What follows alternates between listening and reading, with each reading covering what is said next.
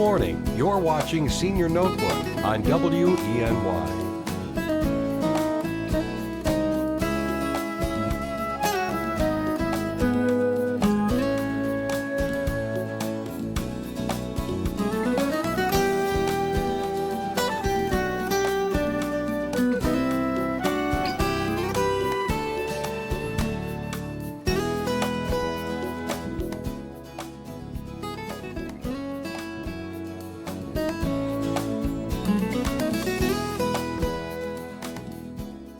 Good morning and welcome to Senior Notebook. My name is Nan Hammes and I'm here this morning at Steuben County Public Forum in Bath, New York.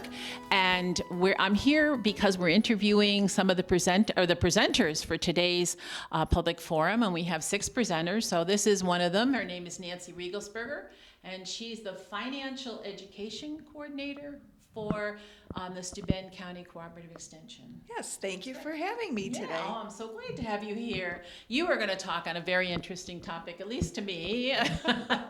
It's called decluttering. Decluttering. And why do we want to talk about decluttering? What's going on with that? Well, it's probably not one of those fuzzy, warm topics, but it's certainly something that's impacting all of us. And I think especially for folks who are aging, for seniors, what's happened is they have a house full of their own stuff, they have a house full of their parents' stuff, and sometimes their adult kids have left the stuff in their house as well. Right. So, that feeling of having so much stuff, and I really think we're in what I call a stuff epidemic. Yeah. Consumerism has just taken over our lives. Today, there's so many items available, and quickly, a click of a mouse on the computer, you can go to any store. Things are conveniently available to people, and it's easy to get stuff. So I think our homes are full, and it really, clutter is what I call it, can really cause a lot of issues for people. It can give you a sense of overwhelming anxiety, like, oh, there's so much stuff, I don't know where to go.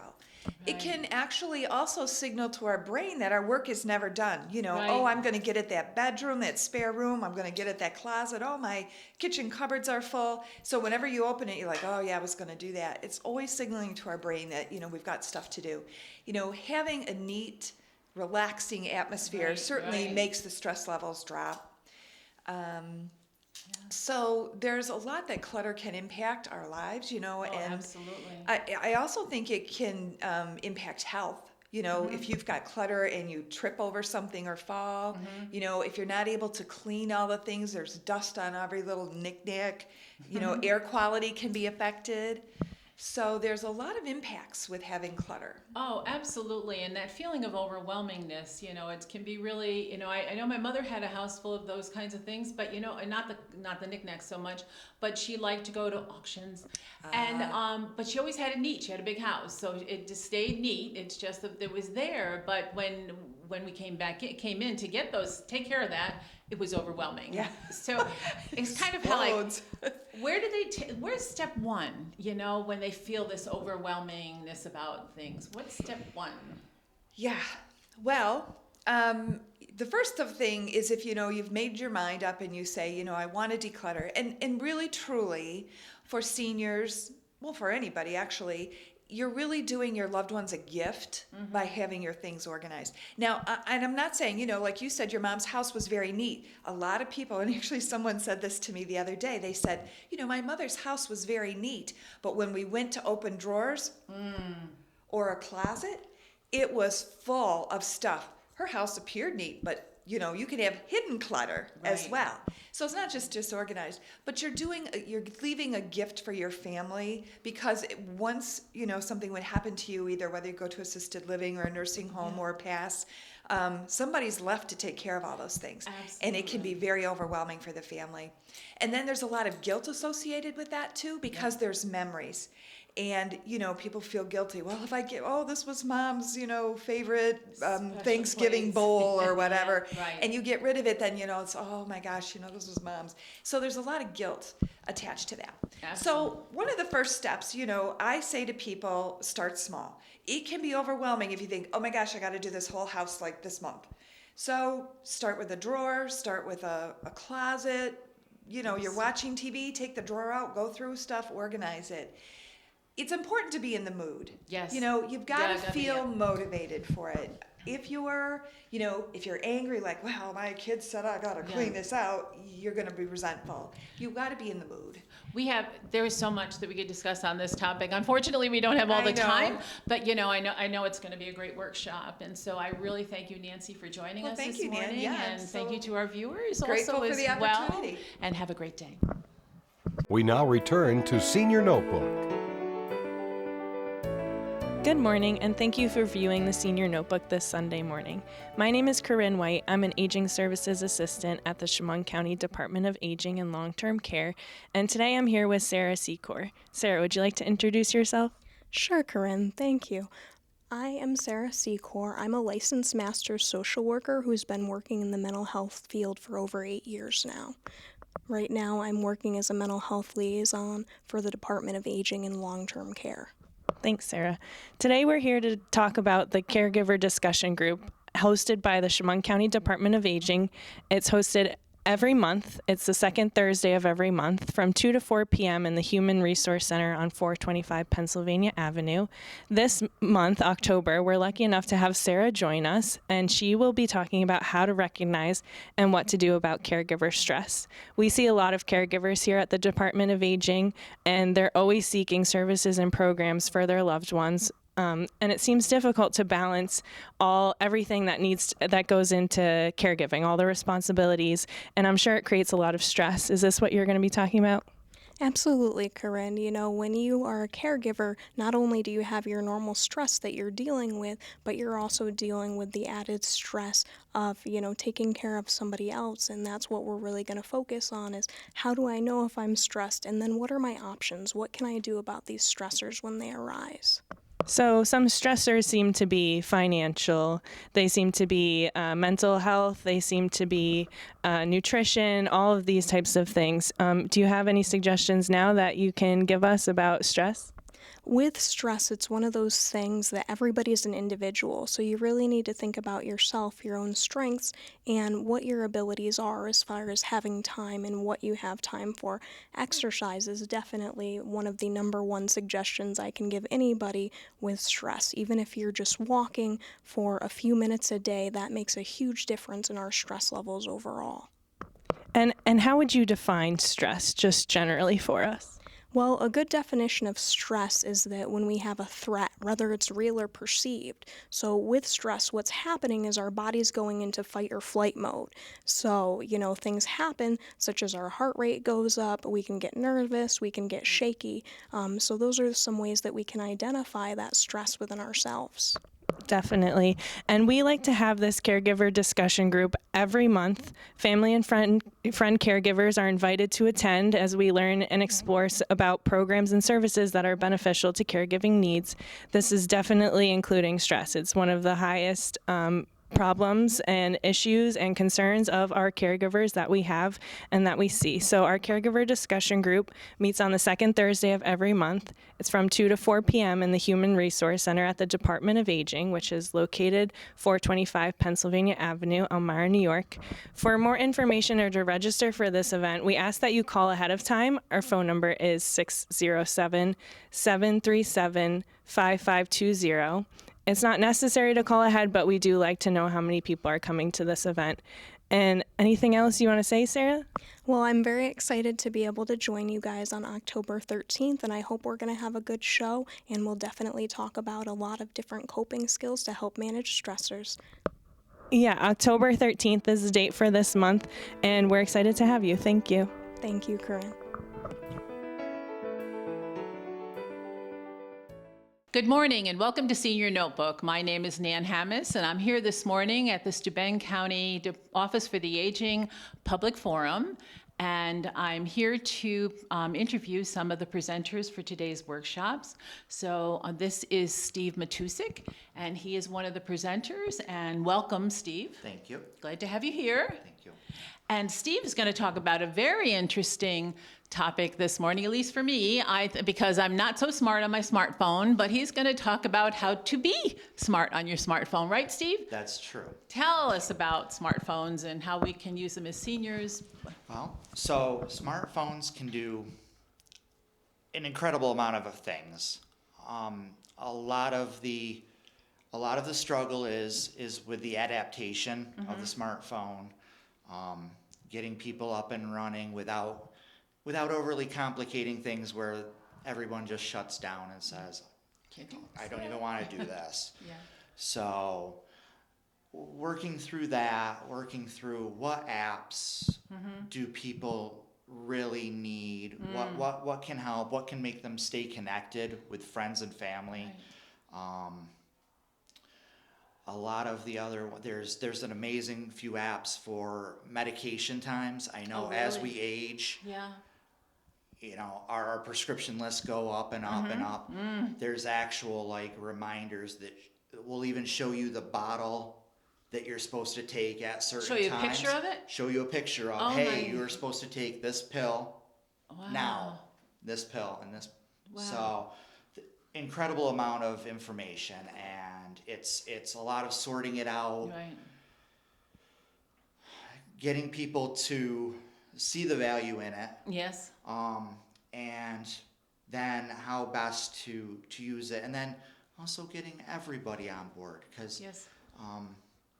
as we know, people are moving farther away from everybody. Family, And- especially. Yeah. Yep. And how do we see the grandchildren? How do we see Yeah. the children? How do we see everybody? And well, it's not always possible to see people in person, but smartphone now, we're Stay. honestly a click away.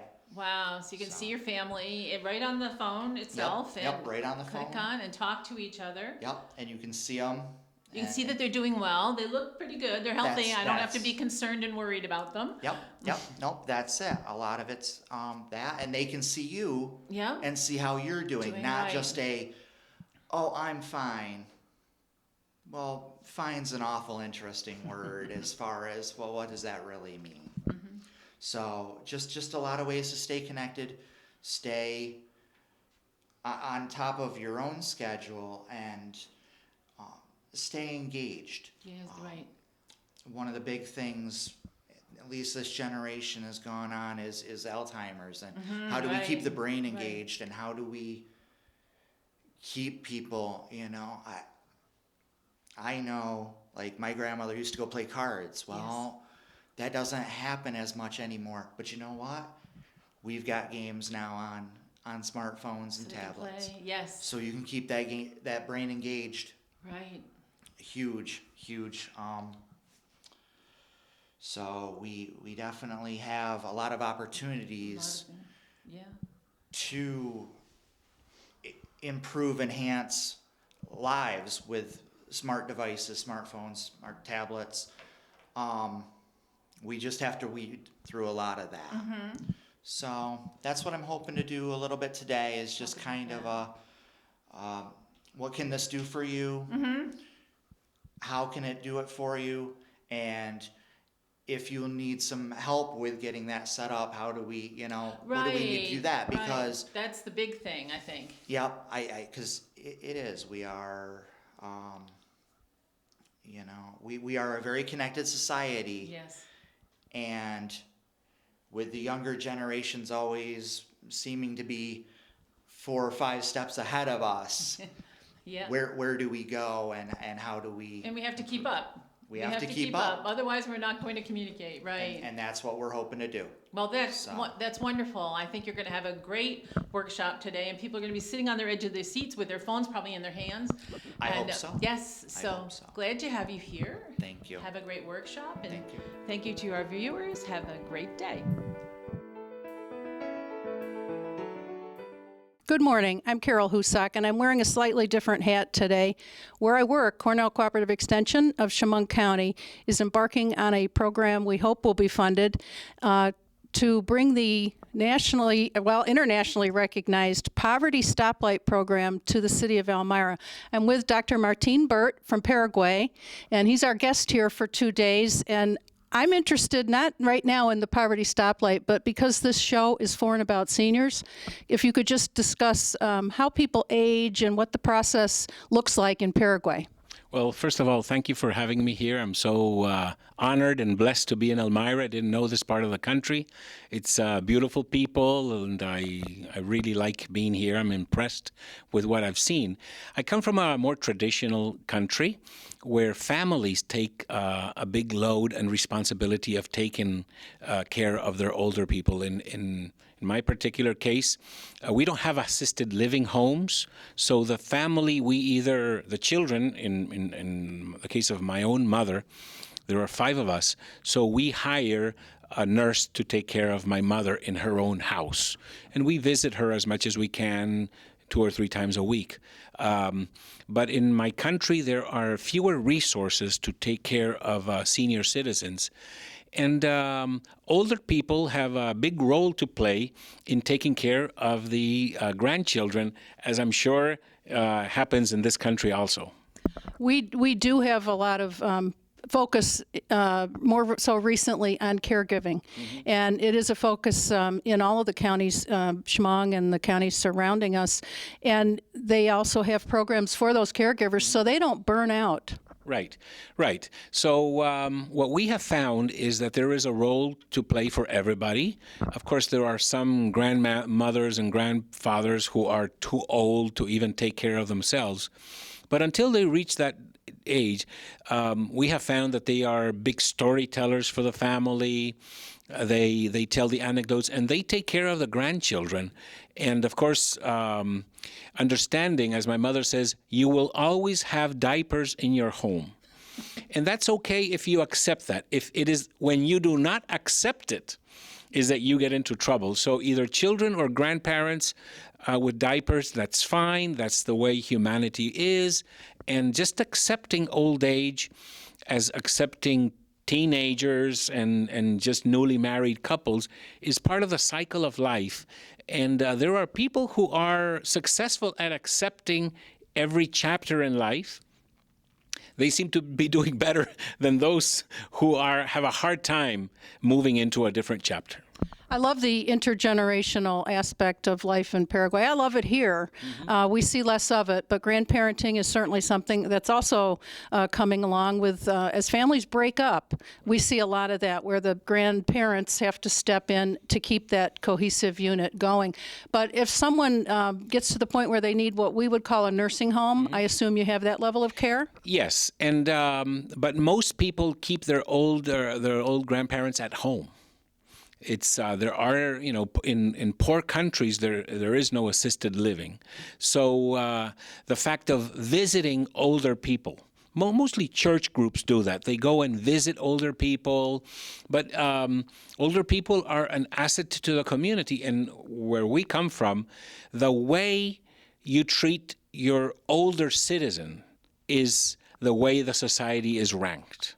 So honoring the older people, taking care of them, learning from them is a beautiful thing, and every country can learn from another country on what the best practices are and what works. I love this. I also love the storytelling aspect because I think if we forget our roots and if we forget where we came from, we really can't appreciate where we are and where we can go from there. So life is very different between the two countries. Yes, life is different, but in China, they have a 1 child per family policy that is now changing. But those children have a completely different burden taking care of 4 grandchildren. So those are difficult challenges. In South America, we still have traditional families. Every country has challenges, but culture, the transmission of values, of what is important, of integrity, of the value of your last name, the value of what your parents and grandparents did both in war and in peace before, the bravery, the suffering, and how the family overcame that. And also the funny anecdotes are part of the oral history, and senior citizen and grandparents, that is their role. They are the family historians who have to pass on those tales and those stories, and I think that we're all richer when we can have that. I could listen to this man speak forever. Such great passion, and it's an honor to have Dr. Martin Burt from Paraguay here with us. Thank you for being on Senior Notebook, and treasure your loved ones. Thank you very much.